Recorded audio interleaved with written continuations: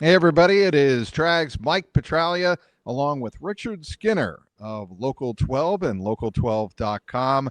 You're listening and watching the Jungle War Bengals postgame podcast brought to you by our great friends at Prize Picks and All Good Home Improvements. Following another epic defensive meltdown, this time to the Chicago Bears. 47-42. The Bengals fall to 3-6 on the season, losing their final two games heading into the bye to the previously winless New York Jets and today the Chicago Bears. The Bengals have lost 6 of 7, but that doesn't begin to describe, Skinny, the amount of problems they have, especially on the defensive side of the ball. They give up 574 more yards a week after giving up 502 to the New York Jets, one of the worst offenses in football. The Skinny, I don't say this lightly, but if anything's going to change, and I know a lot of the fans, I know a lot of the loyal listeners and viewers of this podcast are clamoring for things to change, people to lose their jobs. Something's got to change, and I think at some point you've got to make hard decisions. Are the Bengals capable organizationally of making those decisions? I don't think so, Mike. I think that's the problem. Um, it's listen. They were lucky to draft Joe Burrow. Yep. They had guys on rookie contracts back in the early 2020s where they could throw money at defensive free agents. And listen, I'm going to give them all the credit in the world for signing Trey Hendrickson because he had one good year under his belt. But when it came time then to make sure your draft picks were going to be good enough to play when you were paying your stars, they simply haven't done that. I mean, the personnel is, Mike, it's so embarrassing to watch NFL caliber players get physically pushed around the way that defense gets pushed around and to be unable to tackle the way they're unable to tackle. That doesn't happen in the NFL. I was watching, we're doing this podcast, early evening on Sunday night, and I got home and was writing my column, and I'm finishing that up, but I'm watching some Red Zone, and it was the Jacksonville Las Vegas game, and they're talking about what a great day Jacksonville's had on the ground. They've got 140 some odd yards rushing, and that is a great day. That's a great day by NFL standards. And the Bengals have given up 200 plus in back-to-back weeks. It's a joke. 283 rushing net yards for the Chicago Bears. That doesn't begin to tell the story, Skinny. They had two of their top three running backs out injured, including DeAndre Swift, who was their feature tailback. And in this game, they had a Monagai run for 26 yards, a career high 176 yards. Then they had Britton Brown off the practice squad. Off the practice squad. Not the first string, not the second, or the third, or the fourth string running back, mind you. The fifth string running back cut off the left side in the third quarter and basically ran into the end zone for the pylon untouched for a 22-yard touchdown run. He finished with 5 carries, 37 yards. Caleb Williams, quarterback, of course, 5 carries, 53 yards, including one on the game-winning drive, and we'll get to that. But those numbers are an embarrassment. The Bengals should be ashamed. And part of this, we're going to spend part of this podcast, Skinny, talking about the problems with the personnel. The other part of this podcast, we're going to talk about the attitude, which I saw firsthand in the locker room post-game. It was egregious. It was reprehensible for a professional team, an NFL team that prides itself on giving full effort, to laugh at not answering reporters' questions. Again, that's a tease for a little bit later. But in terms of fixing the here and now, the Bengals, with the trade deadline coming up, Skinny, on Tuesday at 4 p.m., I don't see how you look at this roster and say, we need to trade away some of the bigger pieces and start to build for the future. Not going to do it. They're not going to do it. I've watched it. That's why they get called an incompetent front office. That's why fans are furious and fed up and have had it. But I would say this: who are you going to trade? I mean, Trey Hendrickson for one. And at the moment, you know what you get for Trey Hendrickson if you're lucky? A third, if you're lucky. Well, you can clear some of the money off the cap too. But I mean, for this year, I mean, he's not going to count towards next year's cap. So I'm in the camp of, I mean, I get it. I mean, in theory, that seems like the right move to make, but you're not getting anything for him. He's now a 31-year-old going into 32-year-old guy with a history of a hip issue at the moment, which who is why isn't you playing the trade him same off. level. Which is why you trade him off this roster and you But start anew. you're getting nothing for him. No one is giving you anything for Trey Hendrickson at the moment. Again, you're getting a third if you're lucky. If you're lucky, because he stinks. Honestly, he's not any good anymore, and he's hurt now. And so I'm not giving up something for that guy. I don't know, Skinny. What about the rest of the defense, and what about other players who could be traded? At some point, you've got to blow this thing up. You're 3-6, and if you're not trading away pieces, perhaps, and others have suggested this, some others who we know very well on the beat have suggested going out and acquiring a guy like a 28-year-old Jeffrey Simmons from Tennessee. They are clearly rebuilding, or going out and seeing if Quinnen Williams is available. Real NFL teams serious about rebuilding their roster with players going forward, both of those players under the age of 30. They would send a signal in the organization and into the locker room that the Bengals are serious about moving forward. I just don't know if they have the wherewithal to do it. Both of us would agree with is they just don't do it, and I don't think they want to give up draft. They love their draft capital. I'm not telling you. Well, they've done a great job with it, haven't they? Oh, they have not. I'm with you, Mike.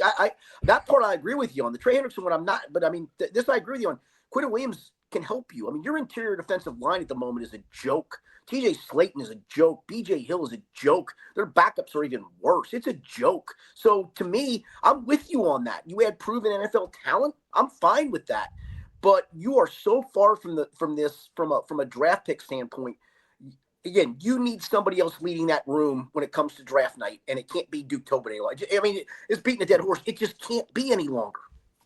Well, let's recap what happened in this wild game at the end. I think we'd be remiss if we didn't recap at least the last 4 minutes because it was one of the craziest games the Bengals have ever played, and they've obviously played in a number of them. But when you go back and look at the Bengals trailing, let's just look at the last 2 minutes. They trailed by a score of 41-27. And it looked like, and Joe Flacco told me this after the game in the press conference, it looked for all the world when he threw that interception at the Chicago. First of all, the interception returned for the pick six, and there was pass interference on Jamar Chase. Bengals got a second chance, and then Joe Flacco throws the interception that does count. And he thought at that point, you know what? It's probably not going to work out for us. But the defense did make a stand. They forced a punt. And they got the ball back and went down the field and they scored. Then they and that makes it, and they got the 2-point conversion. And at that point, it was 41-35. So what did the Bengals have left? They had to try an onside kick since they had no timeouts. Which never works anymore, right? It never does, Skinny. It never does. But on this particular occasion, the Bengals got lucky because one of the Chicago Bears wound up hitting it with his foot. Oren Burks recovered Daniel Hardy was the one who touched the ball for the Bears, and Oren Burks worked like mad at the bottom of the pile to recover the ball. He did, and at that point we had 1:43 left in the game, and Flacco led the Bengals on a 6-play 57-yard drive down the field. And he connected with Andre Yosivas, who earlier incompleted himself on a touchdown pass potentially. One of many gaffes in this game that they had. They had a lot of self-induced gaffes. We'd have a 90-minute podcast, Skinny, if we went over all the mistakes. But anyway, Bengals get the touchdown, kick the extra point. Lo and behold, the crowd that did stay, that didn't head for the exits, are watching the Bengals complete an improbable comeback. They are ahead 42-41 with just over a minute, or I should say, let me get the time right here. 54 with 54 seconds left. Thank you, Skinny. But the Bears had 54 seconds against the Cincinnati defense. So what does that mean? Well, Caleb Williams, who was pretty good in this game. I've got to give him credit. So was Justin Fields the week before. Yeah, any quarterback's good against these jamokes. But Caleb Williams made a couple of plays, one particular play of, I believe, 21 yards on a scramble with his legs. And then came the play that this Bengal defense, I think, sums up the season. Yep. And if there's one play you need to look at, it is the play Caleb Williams over the middle to Colston Loveland. Why was Colston Loveland in the game in such a key part? Because Cole Kmet was out with a concussion suffered in the first half. Colston Loveland had his back to the Bengals end zone. He was spinning. There were three, not one, not two. There were three Bengals around him Jordan to contain Battle him. that was a good effort by Jordan Battle on that tackle. Just throw a shoulder at the guy, idiot. Jordan Battle goes for a kill shot, Skinny. Yep. Goes for the freaking kill shot instead of tackling him and getting him down with the Bears having no timeouts remaining. So what happens? He spins off Jordan Battle, Geno Stone, and I believe it was Josh Fig Newton, okay, and Demetrius Knight also in arrears. Could not chase him down. He goes the distance for the touchdown, and unbelievably, the 58-yard go-ahead touchdown puts the Bears on top 47-42. Of course, the Bengals have one more chance with 17 seconds remaining, but Joe Flacco's desperation heave over the middle falls about 20 yards short. It's picked off. The game ends. Bengals lose. And I don't know. I think a lot of people are aghast after the game, Skinny. And I know I'm going on and on and on here, but Chase Brown and Jamar Chase spoke. Chase Brown was the most poignant and I think the most upset. And he said what a lot of Bengal fans were thinking when asked, what were you thinking walking off the field? He said, what the F? Yeah. Finish the effing game. And he was not using those words. No. He was actually using the F-bomb. Yeah. He was frustrated. He said it with kind of a nervous smile. But boy, oh boy, the frustration in that locker room was something to behold. I mean, I know they're talking the brave game again about it's not going to be pointing fingers at the defense. It's not against us against them. But at what point do you just go, guys, can you hold up your part in some way, shape, or form? I mean, what Joe Flacco did today should have been the column we all wrote after the game. It's spectacular. It's not even spectacular. It's beyond almost belief. Like Wednesday, Mike, I didn't believe he was going to play. I mean, the AC joint is no joke. And he doesn't practice Wednesday. And then we hear a lot of coach speak on Wednesdays, right, about, well, maybe 50-50, and we'll see. Usually when you hear that, you realize he's not going to play. I mean, it sounds all brave and you know, kind of like gamesmanship with the other team. Sure. And yet, there he goes out and plays. In fact, I was even puzzled at like 11:15 this morning when it's Jake Browning and Sean Clifford out for early warm-ups. And actives come in 15 minutes at 11:30, and Joe Flacco's nowhere to be seen. It wouldn't have shocked me, to be honest with you, if Joe Flacco made that active, right? And yet then he goes and plays and does this, and you still lose? I mean, what else can you do? So Joe Flacco, after the game, Skinny, admits he had a little help throwing the ball. And I went back and I'm like, is he talking about the receivers? And I'm like, no, he's clearly talking about he probably had some type of shot. Absolutely. Had some type of shot to help him mitigate the pain throughout the pregame and the game, of course. 31 of 47, 470 yards, 4 touchdowns, 2 interceptions, and one of the interceptions, as I just mentioned, was on the Hail Mary. So really only one interception. Those are unbelievable. Those are unbelievable numbers with a healthy shoulder for a 28-year-old quarterback in his prime. Mike, go ahead. You know, I know you know this. It was a career high. Not only was it a career high, it was a career high by almost 80 yards. He'd never thrown he's been in this league 18 years, had never thrown for over 400 yards in a game before. And he does that with a sore shoulder and leads you to almost a miracle comeback, and you still lose? Oh, Skinny. It's just, we'll get back to it in just a moment. But what Joe Flacco did is equal parts remarkable and heroic, and remarkably and utterly exasperatingly frustrating.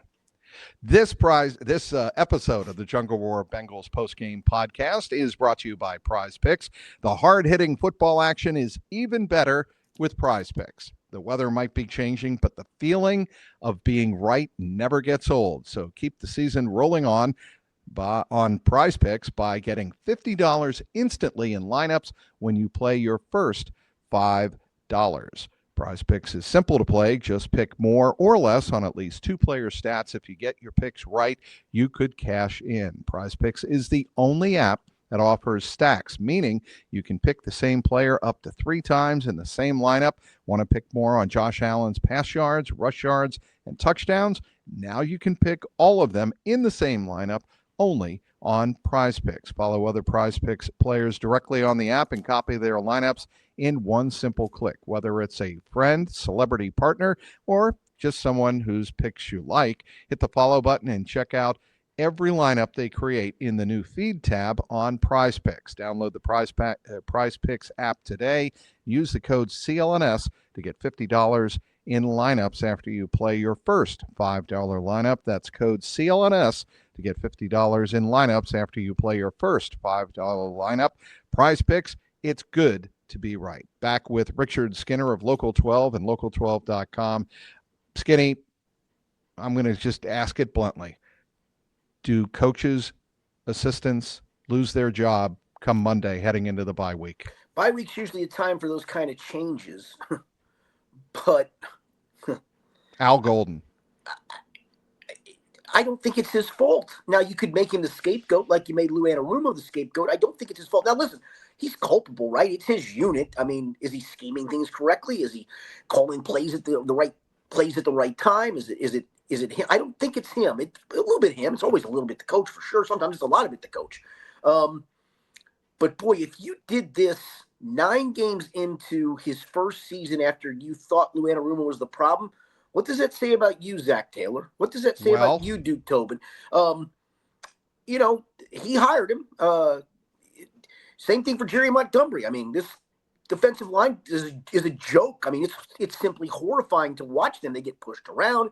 They run around like chickens with their heads chopped off.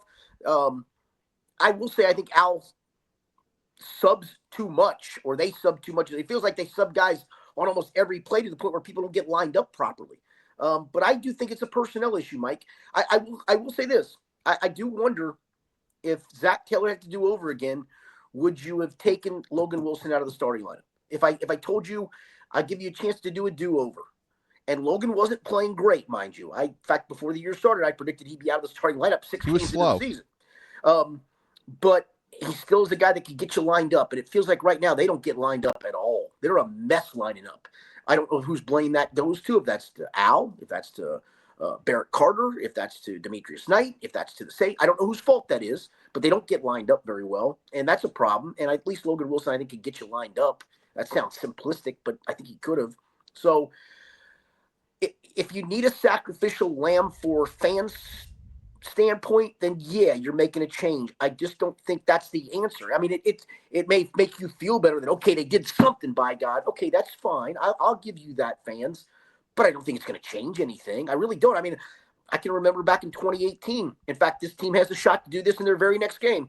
The 2018 team is the only team that's ever given up 500 yards plus in 3 straight games.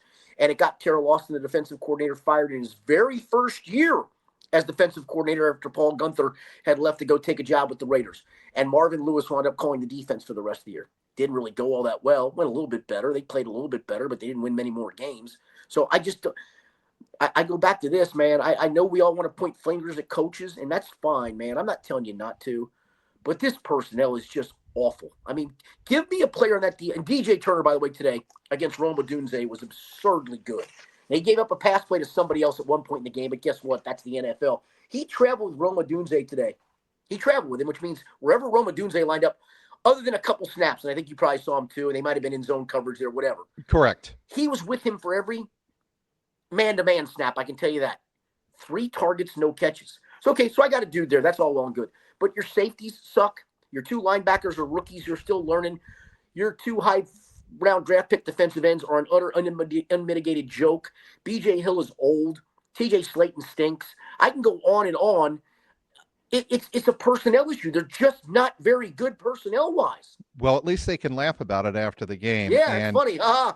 Here's the situation that's going to infuriate a lot of Bengal fans, and it had me perplexed. We wanted to go. Oren Burks talked. He linebacker, Pros, bro. Pro's pro, won a Super Bowl last year, but he knows how to handle the situation of a defense that failed abysmally 2 straight weeks. So he did that. Good for him. He's not a starting linebacker, of course. He is a backup. He's a special teamer. But he spoke, and that was great. And this was after Chase Brown spoke. This was after Jamar Chase spoke. We go over, and several of us, myself included, go over to ask defensive linemen, including Shamar Stewart, including TJ Slayton, Chris Jenkins, and they're all laughing, and all of them say the words, catch you Monday. Catch you on Monday. Good and Jordan Battle was the same way. Catch you on Monday. Good for your accountability. That is zero accountability and zero fear or respect for the coaching staff or the organization. When I say this organization, and this organization has had crises like these countless times in their past, but that is a crisis of respect and professionalism. When you have that, usually players get cut the next day. And there are organizations that would cut these players and say, we're done with you. A message needs to be sent. Cut the bullshit and move on. This organization does not have a history of doing that. Mike, and this just struck me. I think we even talked about it before, but it really did just strike me as you started talking about that. The previous 2 times they went to the Super Bowl in 1981 and 1988, they had a couple of okay seasons after that and then fell off a cliff. It was almost like, hey, we know what we're doing. Look at us. We know how to do this. You guys think you're so smart. We know how to do this. And then they fell off a cliff. And so you go to the Super Bowl in 2021, and then you go to the AFC Championship game in 2020. Hey, we know how to do this. Look how smart we are. And guess where you're at right now? You are falling back off that cliff after a couple of Midland seasons. Yeah, they were a couple of winning seasons. Yeah, you were close to making the playoffs, but no, you didn't make them. And now you are off that cliff on the other end. And at some point, when you get to that stage, you honestly have to have the look in the mirror, Mike Brown, of, hey, you know what? We still don't know what we're doing. We can't get this right consistently. Can you fall into it every once in a while? You sure can, because you've done it. And I can't call it all luck. The 88 roster was a really good roster. The 81 roster was a really good roster, right. But you had a resurgence from Ken Anderson, who they tried to bench the year before and benched actually in their opener. Yeah, right. And rightfully so. He was terrible. But it's almost like it's the, see, we're there. And listen, the fans come back because the fans are sheep. And here they come. And you know what? We'll just keep doing it our way until we don't have to do it our way again. And we have to, all right, let's go hire some young offensive mind named Zach Taylor. I didn't really want to, but okay, we'll do that. And we'll go sign some free agents for a change because we got this hotshot quarterback. And he's such a hot shot. He's gonna help us mask all of our issues. Stop thinking you're smarter than everybody. Stop, because you're not, and you're proving it time and time and time again. How bad does it have to get for the Bengals to hire a general manager? And I don't maybe not fire Duke Tobin, but demote him to a different part of the organization. I understand he's very close with the Browns and the Blackburns. Well, I totally get it. But bring in a real general manager, show the players, show Joe Burrow that you're serious about getting this right. And if it means letting go of Zach Taylor and starting anew with the administration, then that's what you do. How bad does it have to get for that to happen? I'll be honest. It has to get to the point where Joe Burrow goes into ownership and upper management and go, guys, you better fix this. You just better find a way to fix this because I've had it. He was seen, by the way, leaving the parking lot by one of our very close friends on the beat. Seen as soon as Zach's press conference was over, he was in the parking lot, out the door, and see you later today. Yeah, I'm sure it's awful for him to watch because he's looking and going, hell, I couldn't win these games either. I mean, that's the other part. As much as it sucks Joe Burrow's hurt, no offense, he isn't doing what Joe Flacco's doing at the moment, in my opinion. And even if he does, guess what? Let's just say he replicates that, which is Joe Burrow can do those kind of things, right? They still wouldn't win games. It's mind-numbing, and I don't get why you continue to run your operation this way, and yet they do. And again, it feels like every time the Super Bowl happens for this franchise, it's, we're good. We'll go back to the way we do things because we're so smart. No, you're not. You honestly, you don't know what you're doing. You just don't.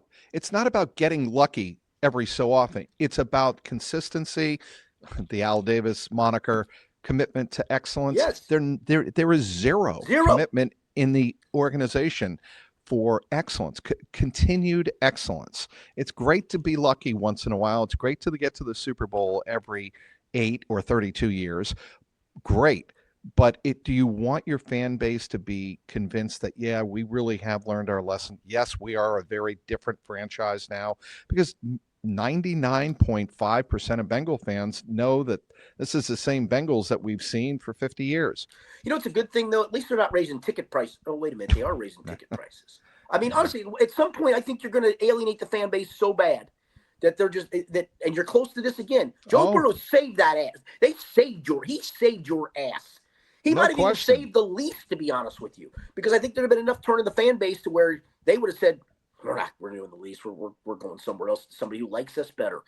Again, I go back to this, and I've said this for a long time. I think Mike Brown means well. I think he is a good man. Right. I think he loves football.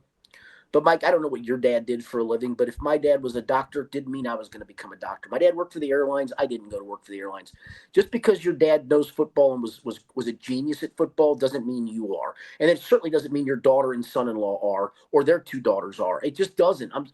Again, I know it's your team, it's your money, it's your whatever, but at some point, how about we turn to some professionals, some real life professionals to do this work? And I don't tell you Duke Tobin's not a professional, but at some point, man, if it's not working, you have got to make the change. I don't have faith they make it. I hate to be that guy. I just don't have faith they make that change. I don't think anybody does, Skinny. I mean, organizations, after witnessing the last 2 weeks, watching your season go up in flames, essentially making the return of Joe Burrow moot. He probably doesn't have to worry about coming back. After watching that the last 2 weeks, teams would make serious changes tomorrow heading into the trade deadline.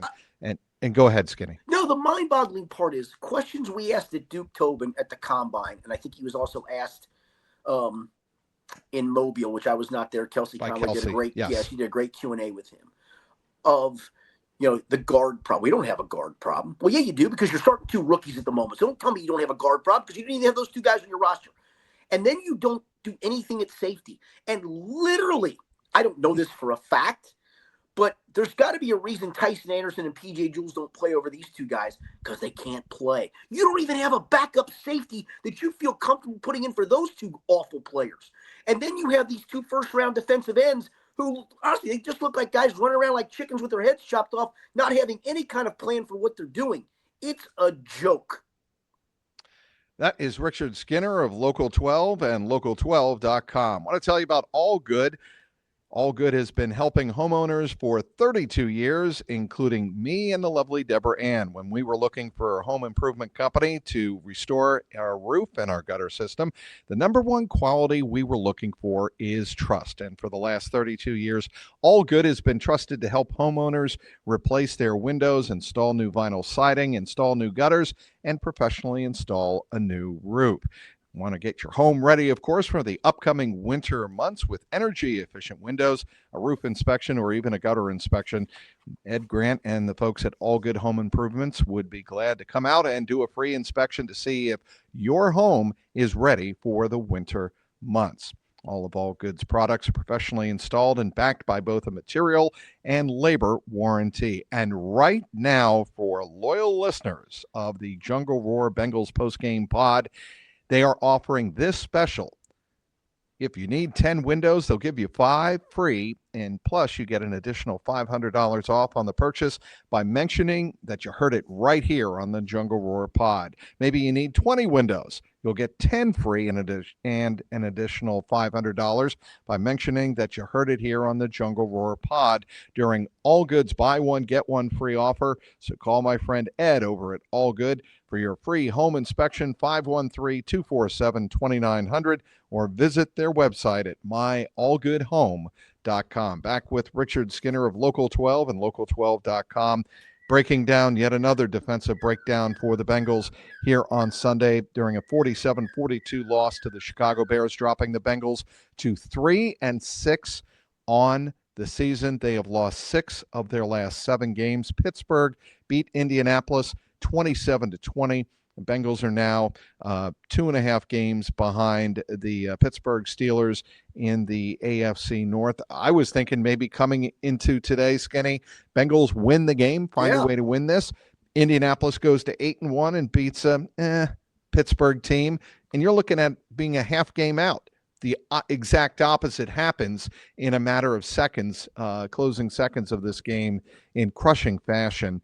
And, the season with those two results today, I think, is all but over. I mean, Mike, you have two, in my opinion, automatic losses on the schedule left. And that's, again, there's others that you could point to that might be losses too. But, I mean, seeing them go, if Baltimore's even healthier when they go there on Thanksgiving night, that's a loss. Going to Buffalo is a loss. That puts you at 8 before you even factor in anything else, like going to Pittsburgh. The New England Patriots, who are really good, coming to town. You're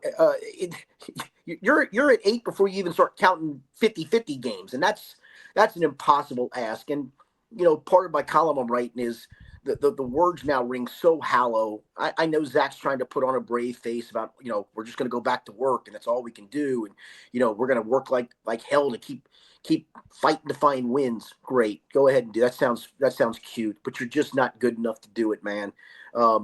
Your defense isn't close to being good enough to do it. And so you can talk all you want. I'm done with the talking. I'm done with hearing what they have. I really am. I'm done with all of that.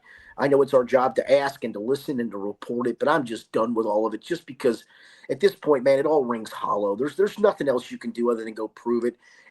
And the proof is in the pudding with this defense. Nothing's going to change to make this better. It's just not. You are what you are, and it's one of the worst defenses perhaps in NFL history. I'm not even sure you could put together an expansion team of defenders worse than this group. Well, they're either all rookies who don't know how to play positions, or they suck. Are out of position. They can't even tackle veterans. It's brutal.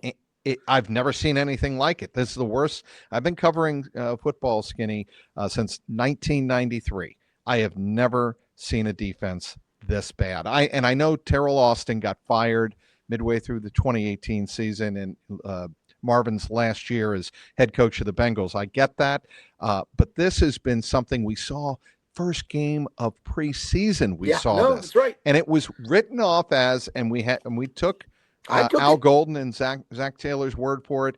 We're playing vanilla. We're not playing any type of fancy. We're playing 4 defenses, and that's 4 looks, and that's it. Wait till the regular season comes.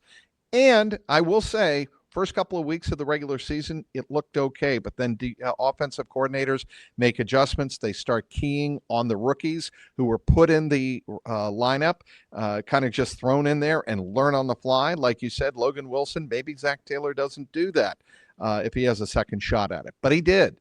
And so you had 3 rookies in that lineup, and offensive coordinators have picked them apart.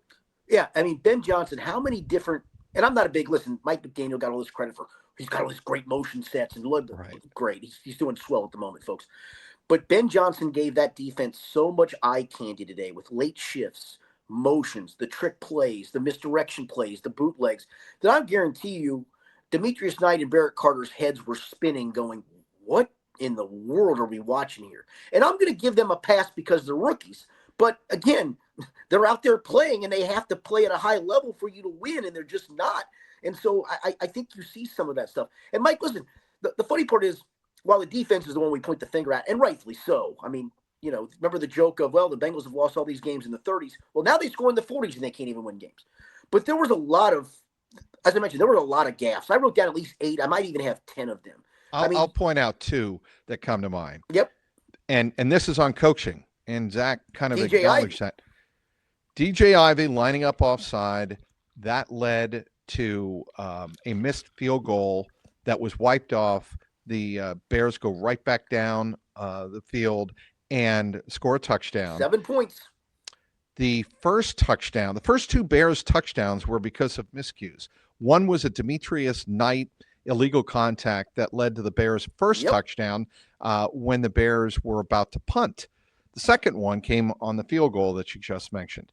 The drop ball by Chase Brown over the middle probably would have been a touchdown, and the Bengals wind up with 3 points instead of 7. right there.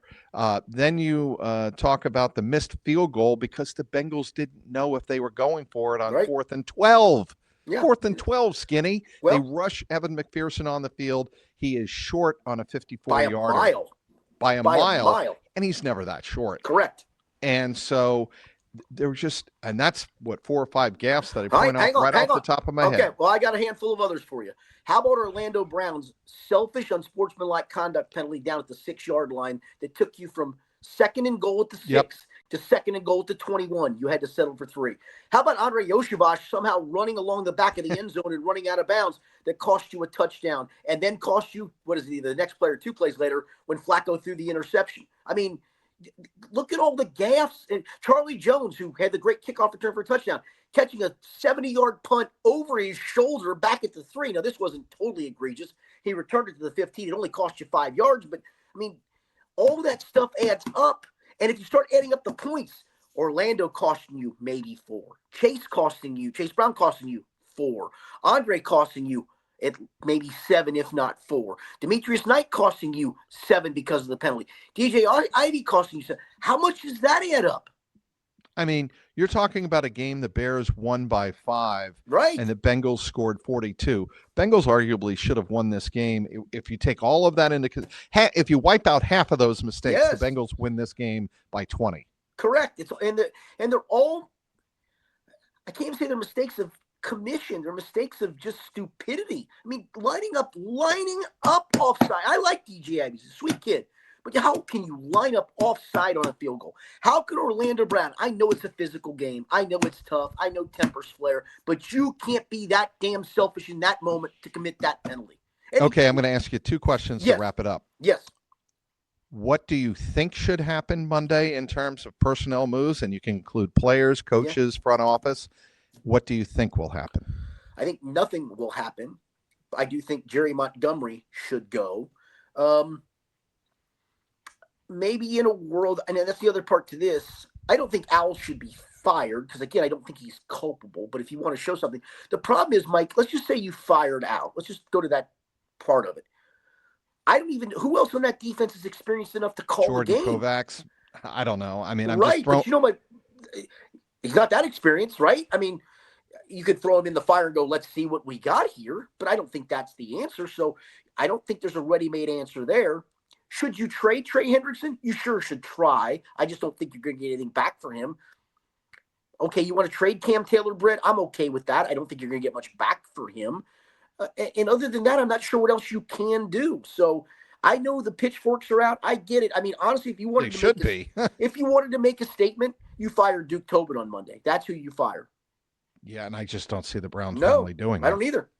And, I mean, what about Trey Brown?